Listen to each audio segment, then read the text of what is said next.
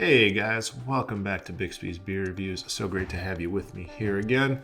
Now, as promised, we are going to be featuring another beer from the Colossal series of anniversary beers from Port City Brewing down in Alexandria, Virginia. Whereas in our last episode, we looked at Colossal 10, their most recent 10th anniversary beer, an American barley wine. Today, for those of you who had this as their guest, we're going to be checking out Colossal 6. That's right, brewed at the very beginning of 2017. This was their 6th anniversary beer. It is a Russian Imperial Stout.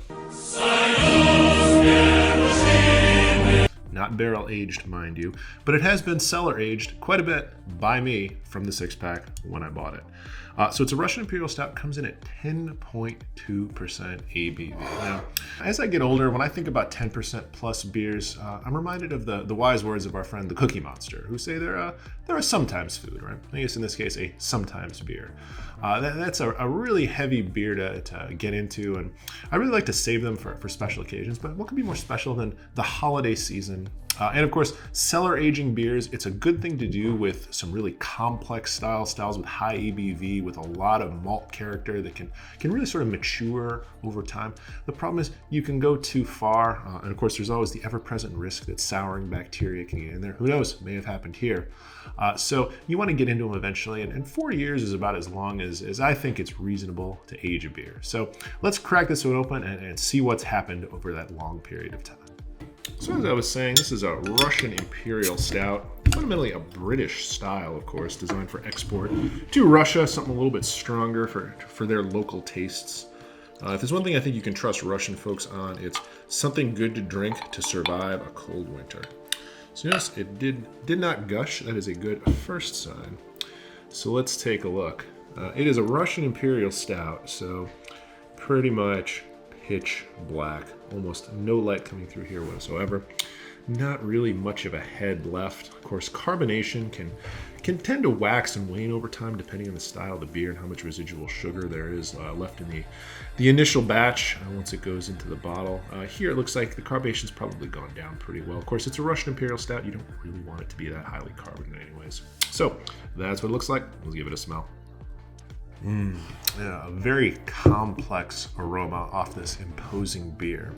So one thing you'll find that I think distinguishes Russian Imperial Stouts from some of their more classic American and British cousins at lower ABVs is that there's a little bit more of a fruity character here to balance the intense malts that are usually front and center for a stout of this heft. I certainly do get some nice sort of baker's chocolate and dark roast coffee notes, but I'd say at this point almost in equal measure sort of a black currant jelly or like a very dark plum. It's a very interesting, slightly stone fruit, slightly sweet but not too sweet aroma, and it really does balance those malts nicely. It gives you a much more complex character and can almost sort of get almost into a place of like a liqueur or maybe even a port wine. There's a little bit of a vinous character to this one after being in the bottle for so long. One good bit of news, not smelling any sour aromas. I think our bottle has remained intact all these years, which was, that's always a risk with bottle aging, especially if you're like me and you're not super careful about segregating out your sour bottles that are aging from your traditional fermented bottles that you're aging. So something to think about there if you are working on your own cellar. In any event, let's drink this delicious smelling beer.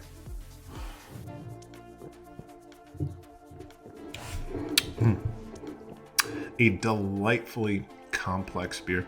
I would have to say that I remember having this beer. I went back and looked at my untapped notes about it.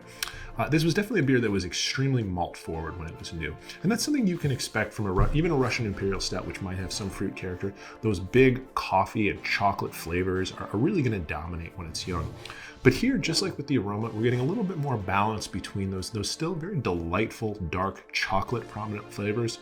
And again, those fruity notes. And I'm reminded again of just black currant jelly. It's something I like to make myself, put on my jam. I got some in the freezer now for the winter, and it's a really pleasant interplay between those two elements. Now, one thing I'll note is with this particular bottle, the carbonation level has gone down quite a bit, but the body itself has also, I think, reduced quite a bit. Of course, again, body in any beer comes from residual sugars. In most cases, those won't necessarily be fermentable by the yeast that remains in the bottle, but some of them will. And just over 4 years or so, you're not going to get the full, rich, kind of like motor oil mouthfeel that you sometimes get with the young versions. But that's okay, because I think here, allowing that to come down has brought some of those fruit flavors a little bit more into the fore, and it has brought us a really balanced and wonderfully drinkable beer. And most importantly, that 10% ABV, not coming through at all, even with the lighter body. Usually that heavier body can mask a higher ABV a little bit. It's not here. It's still a very well-balanced beer. So I gotta say, this was a delicious beer when I had it the first time. It remains a delicious beer, and it's perhaps even a more delicious beer at this point. So something to think about if you see a 6-pack of really heavy stouts. Don't gotta drink them all right away. Tuck a couple in the back of the basement, in a cupboard, behind a potted plant somewhere, and give them a year or 2 or even 3. You can set up your own little vertical tastings. I mean, I happen to have some Colossal 7, 8, and 9 in my basement right now too. That I may do some reels for you guys when I crack those open over the coming weeks and months. So look out for those on the Instagram. But in the meantime, I look forward to seeing you next time on the BBR. Thanks for joining me on this one. As always, like, share, and subscribe, and I look forward to seeing you next time.